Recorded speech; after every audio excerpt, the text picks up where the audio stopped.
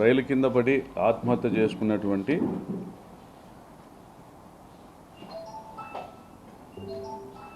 తిమ్మిరెడ్డి మహేశ్వర్ రెడ్డి మా స్వగ్రామానికి సంబంధించిన వాడు, తొబ్బతుర్తి గ్రామానికి సంబంధించిన వాడు, మాకు దూరపు బంధువు. వాళ్ళ నాయన గత 25 సంవత్సరాలుగా 30 సంవత్సరాలుగా కూడా మా చిన్నాయనకు ముఖ్యంగా మా చందు అన్నకు కూడా ముఖ్య అనుచరుడిగా ఉన్నాడు. ఆ మహేష్ రెడ్డి వాళ్ళ నాయనకు పెళ్లి చేసింది కూడా మా నాయనే. మా గ్రామంలోని యువత చెడు మార్గంలో ప్రయాణం చేయకూడదనేటువంటి ఒక విధానంతో ఈ పిల్లోడు చిన్న వయసులో నేరమేది చట్టమేది తెలియని వయసులో తప్పులు చేస్తా పోతా ఉన్నాడని అనేక మార్లు మా అన్న కన్విన్స్ చేసే ప్రయత్నం చేసినాడు. 2024 ఫిబ్రవరిలో కూడా నా దగ్గరికి వస్తే ఆ పిల్లోడు మహేష్ రెడ్డి వాళ్ళ నాయన మల్లిరెడ్డి ఇద్దరు నా దగ్గరికి వస్తే ఆర్థిక ఇబ్బందుల్లో ఉన్నామంటే మన పామిడి వీరాంజనేయులు గారికి ఫోన్ చేసి ఎల్టీ లోను అడిగాము. 20 లక్షల వరకు ఎల్టీ లోన్ పెట్టొచ్చన్నా అని అంటే ఎన్ఆర్కే మోహన్ గారి దగ్గరికి లీగల్ అడ్వైజర్ దగ్గరికి కూడా వీళ్ళని పంపడం జరిగింది, మా సొసైటీ సెక్రటరీతో పాటు. అంతకుముందు అత్యవసర పరిస్థితుల్లో అడిగితే మా నాయన కూడా డబ్బులు ఇచ్చినాడు, మా అన్న కూడా డబ్బులు ఇచ్చినాడు, దానికి ఫోన్పే స్లిప్స్ కూడా ఉన్నాయి. పిల్లోడైతే మావాడే, మా స్వగ్రామము. అయితే తప్పుడు అలవాట్లలో తప్పుడు స్నేహాలతో తప్పుడు మార్గాల్లో ప్రయాణం చేస్తున్నాడని తెలిసి వాళ్ళ నాయనను అనేక మార్లు హెచ్చరించడం జరిగింది. వాడు నా మాట వినడం లేదు మామ, మా కంట్రోల్లో లేడు మామ అని వాళ్ళ నాయన అనేక మార్లు చెప్పడం జరిగింది. ఈ మధ్య కూడా ఎలక్షన్ల తర్వాత కూడా ఒక 2 నెలల కింద ఇట్లా నా మీద ఇట్లా కేసు పెట్టినారు మామ అని ఆ పిల్లోడు మా అన్నకు ఫోన్ చేసినట్టు తొబ్బతుర్తి చంద్రశేఖర్ రెడ్డికి అనంతపురం 1 టౌన్లో కేసు పెట్టినారు, పలానా వాళ్ళు అని కూడా చెప్పడం కూడా జరిగింది. చాలా పర్సనల్ ప్రాబ్లమ్స్ ఉన్నాయి ఆ పిల్లోనికి చాలా పర్సనల్ ప్రాబ్లమ్స్ ఉన్నాయి, లవ్ ఫెయిల్యూర్ ఇష్యూస్ ఉన్నాయి. తను గుంటూరుకు సంబంధించిన ఒక అమ్మాయిని పెళ్లి చేసుకున్నాడు. ఆ అమ్మాయితో విడాకులు తీసుకున్నట్లుగా కూడా తెలుస్తూ ఉంది అన్అఫిషియల్గా. మళ్ళీ ఇంకా కొన్ని పర్సనల్ ఇష్యూస్ కూడా ఉన్నాయి. దాంట్లో కూడా ఆ పర్సనల్ ఇష్యూస్లో కూడా మా అన్నతో సాయం అడగడం కూడా జరిగింది పిల్లోడు. మేమందరం కూడా బాధపడతా ఉన్నాం, వాడు చనిపోయినాడు, ఇట్లా చేసుకున్నాడు, తొందరపాటు నిర్ణయం తీసుకున్నాడు. పాల్చర్లకు సంబంధించి బంగారు మురళి అనే పిల్లోడు మొన్న రాత్రి వీడిని మహేష్ని సోమలతోటి నుంచి నాగిరెడ్డి పోయే దారిలో రైల్వే ట్రాక్ దగ్గర వదిలిపెట్టినాడు. ఇక్కడ మా ఫ్రెండ్స్ వస్తున్నారు, డిన్నర్ ఉంది అని చెప్పి అక్కడ డ్రాప్ చేయించుకున్నాడు. మళ్ళీ ఒక 2-3 గంటల తర్వాత వచ్చి నన్ను పికప్ చేసుకో అని చెప్పిపోయినాడు. దాని తర్వాత అక్కడి నుంచి ఆ మురళీకిను వాడి ఫ్రెండ్స్కి వాట్సాప్లో చాటింగ్ చేసినాడు, ఫేస్బుక్లో చాటింగ్ చేసినాడు. నేను సూసైడ్ చేసుకుంటున్నాను కూడా వాళ్ళకి తెలియజెప్పడం కూడా జరిగింది. ఏదో తాగి మాట్లాడుతూ ఉంటాను లేని పట్టించుకోలేదు, కానీ పొద్దున్నొచ్చి చూసేటప్పటికి జరిగిన అనర్థం అంతా కూడా వాళ్ళు చూడడం జరిగింది. నిన్న అర్లీ మార్నింగ్ కానీ మొన్న మిడ్ నైట్ కానీ ఆ పిల్లోని ఫేస్బుక్ స్టేటస్ చూస్తే లవ్ ఫెయిల్యూర్కి సంబంధించి కోట్సు ఇంకా జీవితం సాలిస్తానని ముగిసిపోయింది అనేటువంటి మెసేజెస్ అర్థం వచ్చే విధంగా మెసేజెస్ ఇవన్నీ కూడా పెట్టడం కూడా మనం అందరం కూడా స్క్రీన్ మీద చూసినాం. అదేవిధంగా పరిటాల శ్రీరామ్ దగ్గరికి వెళ్తూ వస్తూ ఉండేవాడు, పరిటాల శ్రీరామ్ని కలిసేవాడు. పరిటాల శ్రీరామ్ దగ్గరికి పోయినా పరిటాల శ్రీరామ్ ఆర్థిక సాయం చేస్తామని కూడా అనేకసార్లు హామీ ఇచ్చినాడు. ఈ పిల్లోడు కొంత హైఫై లివింగ్కి అలవాటు పడినాడు, అప్పులు ఎక్కువ చేసినాడు. అంతకుముందు ఒక 4-5 ఏళ్ల కింద కర్నూలు దగ్గర యాక్సిడెంట్ అయితే కూడా దాదాపు 20 లక్షలు ఖర్చు పెట్టాల్సి వచ్చింది వాడిని బయట వేసుకునేదానికి వాళ్ళ నాయనకి. తలకు మించిన భారం అయితే అనేది పరిటాల శ్రీరామ్ ఆర్థిక సాయం చేస్తానని వీడి లవ్ ఇష్యూస్ సాల్వ్ చేస్తానని ఏదో మాట ఇచ్చింటే పోయినాడు అనేసి చెప్పుకున్నాడు. అప్పుడు పరిటాల శ్రీరామ్ దగ్గర పోతా వస్తున్నప్పుడు కూడా మా మీద ఫేస్బుక్లో పోస్టులు పెట్టినాడు, కొద్దిగా వ్యతిరేకంగా పెట్టినట్లుగా. తర్వాత కూడా మా దగ్గర కలిసినాడు, మళ్ళీ మా దగ్గర సాయం పొందినాడు, మాతో మాట్లాడినాడు. మేము పట్టించుకోలే. పిల్లోని ఎత్తుకొని బుజ్జగించాలనుకుంటాం, ఉచ్చబోస్తాడు ఒంటి మీద, మన పిల్లోడు కాకుండా పోతాడా అని అనుకున్నాం. మా చిన్నాయనకు కూడా మా అన్నోళ్ళు చెప్పినారు, వీడు చేయి దాటిపోయినాడనే విషయము మా చిన్నాయనతో కూడా వాళ్ళ నాయన మల్లెడ్డి చెప్పడం కూడా జరిగింది. కానీ చిన్నపిల్లల్ని వాళ్ళకు ఊహ తెలియని వయసులో వాళ్ళని రెచ్చగొట్టే మాటలతో వాళ్ళకు ఉన్నటువంటి దుడుకు స్వభావాన్ని ఆసరా చేసుకుని వాళ్ళతో నేరాలు చేయించాలనేటువంటి ఆలోచన మాత్రం అది పరిటాల శ్రీరామ్ది కరెక్ట్ కాదు. మమ్మల్ని పరిటాల శ్రీరామ్ వాడుకుంటా అన్నాడు, మాకేం సాయం చేయడంలే అని వీడు నిరుత్సాహపడినాడు. లవ్ ఫెయిల్యూర్ విషయము నిరుత్సాహపడినాడు, ఎవరు ఆర్థిక సాయం చేయడంలే. ఈ మధ్యనే వాళ్ళ నాయన దోసకాయ అమ్మిన డబ్బులు వచ్చినాయి, 11 లక్షలు 12 లక్షలు. వాళ్ళ నాయన్ని కూడా అడిగినాడు, అంతా వారం కిందనే, 4-5 రోజుల కిందనే అడిగినాడు, ఒక 5 లక్షలు నేను అప్పులు కట్టుకుంటానని. వాళ్ళ ఆయన కూడా ఈయన పోరాడినాడు. నన్ను మర్చిపోని వాళ్ళ ఆయనతో కూడా కొట్లాడి ఇంటి నుంచి పోయినాడు. రైల్వే ట్రాక్ మీద ట్రైన్ వచ్చే టైంకి రైలుకి అడ్డంగా పోయి నిలబడినాడు. హెడ్-ఆన్ కొలిషన్ అయింది,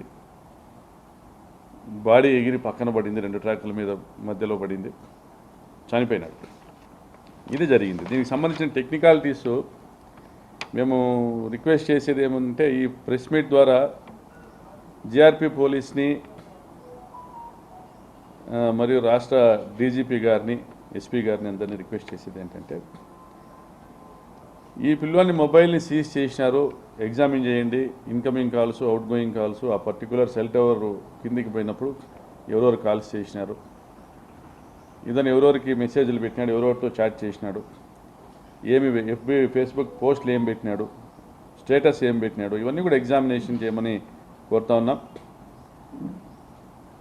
చివరిగా నేను సూసైడ్ చేసుకుంటున్నా, నేను చనిపోతానని అనేసి వాట్సాప్లో చాట్ చేసినట్లు, ఫేస్బుక్లో చాట్ చేసినట్లు కూడా చెప్తా ఉన్నారు మిత్రులు.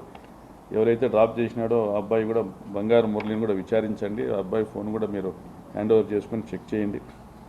ఒకవేళ మెసేజ్ డిలీట్ చేసినా కూడా దాన్ని డిపార్ట్మెంట్ అనుకుంటే అవన్నీ కూడా రికవర్ చేయగలుగుతారు. అదేవిధంగా ఒక ట్రైన్ యాక్సిడెంట్ జరిగినా, ఎవరైనా ఏదైనా సూసైడ్ కేసు జరిగినా ఫస్ట్ స్టేట్మెంట్ ఇవ్వాల్సింది ట్రైన్ డ్రైవరు, నెక్స్ట్ స్టేషన్లో రిపోర్ట్ ఇవ్వాలా. దాదాపుగా 15-20 ట్రైన్లు పోతాయి ప్రతి రాత్రి. ఏ డ్రైవర్ అయినా రిపోర్ట్ ఇచ్చినాడా లేదా, ఇతని సెల్ ఫోన్ ఏ టైంకి ఆఫ్ అయింది, ఏ టైంలో చనిపోయినాడు, పోస్ట్మార్టం రిపోర్ట్ ఏంటి. నిన్న పోస్ట్మార్టం జరిగింది హడావిడిగా, 6 గంటల పైన పోస్ట్మార్టం స్టార్ట్ చేసి 7:30కు ముగించినారు. సాధారణంగా 5 గంటల లోపు మాత్రమే పోస్ట్మార్టం చేస్తారు. మేము కూడా రిక్వెస్ట్ చేయడం జరిగింది మెడికల్ కాలేజ్ ప్రిన్సిపల్ గారిని, వీడియో రికార్డింగ్ చేయండి పోస్ట్మార్టందని. ఆ వీడియో రికార్డింగ్ చేసినారో లేదో కూడా గమనించమని కోరుతా ఉన్నాం. అదేవిధంగా ఎఫ్ఐఆర్లో ఇదొక సూసైడ్ అనే విధంగా ఎఫ్ఐఆర్ రాసినారు. అయితే వాళ్ళ తండ్రి ఇచ్చినటువంటి స్టేట్మెంట్ ఏదైతే కంప్లైంట్ ఉందో దాంట్లో అనుమానం వ్యక్తం చేయడం జరిగింది. పొద్దునే 6ంటికి ఒక అబ్బాయి బుల్లెట్ మీద వచ్చినాడు, 16-17 సంవత్సరాల అబ్బాయి బుల్లెట్ మీద వచ్చినాడు. ఆ కీమ్యాన్ అడిగినాడు, అంటే రైల్వేకి సంబంధించి ఇన్స్పెక్షన్ చేసేటువంటి వ్యక్తి, ట్రాక్ ఇన్స్పెక్షన్ చేసేటువంటి వ్యక్తిని కీమ్యాన్ అంటారు. ఆ కీమ్యాన్ అడిగినాడు, మా వాడిని ఒకడు ఇక్కడ ట్రాక్ దగ్గర ఉన్నానన్నాడు, రాత్రి మెసేజ్ పెట్టినాడు, ఏమైనాడంటే ఇది కూడా చచ్చిపోయినాడని చెప్పినాడు. వీళ్ళందరి స్టేట్మెంట్స్ కూడా రికార్డ్ చేయమని కోరుతా ఉన్నాం. అదేవిధంగా సోమలదొడ్డి విలేజ్లో సీసీ కెమెరాలు ఉన్నాయి, ప్రైవేట్ సీసీ కెమెరాలు ఉన్నాయి, గవర్నమెంట్ సీసీ కెమెరాలు ఉన్నాయి. ఆ సీసీ కెమెరాల్లో ఫుటేజ్లు కూడా రికవర్ చేసి ఎగ్జామిన్ చేయమని కోరుతా ఉన్నాం. ఆ పక్కనున్న తోట వాళ్ళు, ప్రత్యక్ష సాక్షులు కూడా కొంతమంది అది పెద్ద ఎత్తున సౌండ్ వచ్చిందని చెప్పిన వాళ్ళు కూడా ఉన్నారు. సో వాళ్ళని కూడా ఎగ్జామిన్ చేయమని కూడా కోరుతా ఉన్నాం. ఈ అబ్బాయికి సంబంధించినటువంటి భార్య లేదా గర్ల్ ఫ్రెండ్స్ వాళ్ళతో ఫేస్బుక్ చాట్, వాట్సాప్ చాట్ చేసినారు. వాళ్ళందరినీ కూడా విచారించమని కోరుతున్నాం. ఎందువల్ల ఏమి లవ్ ఫెయిల్యూర్ అనేది ఎందుకు, ఏంది పరిస్థితి, ఎవరి వల్ల, ఇవన్నీ కూడా ఎగ్జామిన్ చేయమని కోరుతున్నాం. మరి అబ్బాయికి గతంలో తలకు దెబ్బ తగిలింది యాక్సిడెంట్లో. మానసిక పరిస్థితి సరిగా లేదు కాబట్టి నేను వెనకమ్మడి వచ్చినాననేసి మురళి అనే అబ్బాయి, అతను డ్రాప్ చేసిన అబ్బాయి చెప్పడం జరిగింది. మరి ఇవన్నీ ఉన్నాయి. వీటన్నిటినీ కూడా మీరు విచారించండి, విచారించి ఎంక్వైరీ చేయండి. ఇంకా మీకు అనుమానం తీరకపోతే సిబిఐ ఎంక్వైరీ చేయండి. నేను ఈ ప్రభుత్వాన్ని విజ్ఞప్తి చేసేది, డీజీపీ గారిని విజ్ఞప్తి చేసేది, ముఖ్యమంత్రి గారిని విజ్ఞప్తి చేసి సిబిఐ ఎంక్వైరీ వేయండి. ఎందుకంటే నోటికి ఏదొస్తే అది మాట్లాడే వాళ్లకు ఇది ఒక చెంపపెట్టు కావాలా. ఒక బాధ్యత లేని చెడిపోయిన పిల్లోడు, వీడు చెడిపోయి తాజెట్ట కోతి వనమంతా చెడిపోయిననేసి వీడు చెడిపోయి దేశంలో ఉన్న వాళ్ళందరినీ కూడా చెడగొట్టేటువంటి కార్యక్రమం వీడు చేస్తున్నాడు.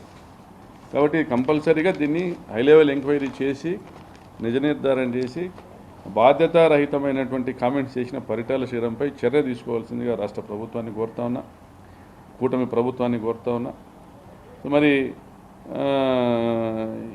ఇటువంటి పరిస్థితుల్లో జరిగింది నష్టం ఆ కుటుంబానికి జరిగింది. వాడు మీ పార్టీలో ఉన్నాడని వాళ్ళ నాయన కూడా స్టేట్మెంట్ ఇచ్చినాడు, మేము తెలుగుదేశంకి చేసినాం 24లో అని. తెలుగుదేశంకి చేసినా వాడు మా దగ్గరికి వచ్చినాడు సాయానికి.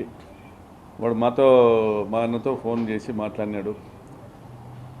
మరి మీ దగ్గర ఉండి మీకు మీరు సాయం చేయాల్సింది పోయి మీరు సాయం చేయక వాడు సూసైడ్ చేసుకుంటే దాన్ని నీ వైఫల్యంగా ప్రజలు భావిస్తారనే ఉద్దేశంతో మా మీద అంటగట్టేటువంటి ప్రయత్నం చేస్తున్నావు పరిటాల శ్రీరామ్. నేను 5 సంవత్సరాలు ఎమ్మెల్యేగా ఉండగా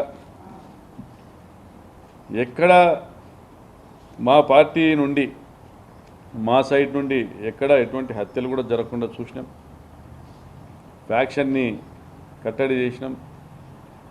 పార్టీలు చూడకుండా కూడా నిరుత్సాహపరిచినాం. ఎవరైనా అటువైపు అత్యుత్సాహం ప్రదర్శిస్తూ ఉంటే ఫ్యాక్షన్ వైపు నిరుత్సాహపరిచినాం. జరిగిన 2 హత్యలు కూడా తాటిచర్ల ఉప సర్పంచ్ను మీ వాళ్ళే తెలుగుదేశం వాళ్ళే చంపినారు, మా పార్టీ ఉప సర్పంచ్ని. అదేవిధంగా బిల్లె ఎల్లప్ప అనేసి టమాటా మండి నడుపుతా ఉన్నాడు కక్కలపల్లిలో, ఆయన కూడా మీ పార్టీ వాళ్ళే చంపినారు. మర్డర్ ఫర్ గెయిన్ అనొచ్చు అది. ఎందుకంటే ఈరోజు ఆడ గెయిన్ చెందుతూ ఉండేది, లాభపడుతూ ఉండేది పరిటాల శ్రీరామ్. టమాటా మండిలో అంతకుముందు క్యాంపర్కు పంచాయతీకి 250 రూపాయలు చెల్లించేవాళ్ళు ఒక టమాటా వెహికల్కి. పంచాయతీ రసీదు ఇస్తే 250 రూపాయలు చెల్లించేవాళ్ళు. సంవత్సరానికి 70 లక్షలు 80 లక్షలు పంచాయతీకి ఆదాయం వచ్చేది. దాంతో డెవలప్మెంట్ యాక్టివిటీస్ జరిగేది. ఇప్పుడు మీరు వచ్చినాక ఆ బిల్లేళ్ళప్పని చంపినాక ఎవరు కూడా పంచాయతీ టోల్ కలెక్ట్ చేసేదానికి, టమాటా మండి టోల్ కలెక్ట్ చేసేదానికి ముందుకు రాలే. మీరంటే భయంతో దాన్ని ఉపయోగించుకొని మీరే మీ మనుషుల్ని పెట్టి ఒక్కొక్క వెహికల్కి 2500 కలెక్ట్ చేస్తుంటే 10 రెట్లు కలెక్ట్ చేస్తున్నారు. అంటే దాదాపు టమాటా కేజీకి రూపాయి కలెక్ట్ చేస్తున్నారు. ఫలితం ఏంటంటే సంవత్సరానికి 7-8 కోట్ల రూపాయలు నేరుగా మీ ఖాతాలోకి వచ్చేకో, మీ పరిటాల ట్రస్ట్ ఖాతాలోకి వచ్చేదానికో మీరు చేసుకుంటున్నారు. ఇది కక్కలపల్లి గ్రామ ప్రజలే సాక్ష్యం. ఇంకా లిక్కర్లో మీరు ఈ మధ్య గోవా స్మగుల్డ్ లిక్కరు కూడా దొరకడం జరిగింది రాప్తాడులో. అంతకుముందు కర్ణాటక లిక్కర్ తెచ్చి అమ్మినారు.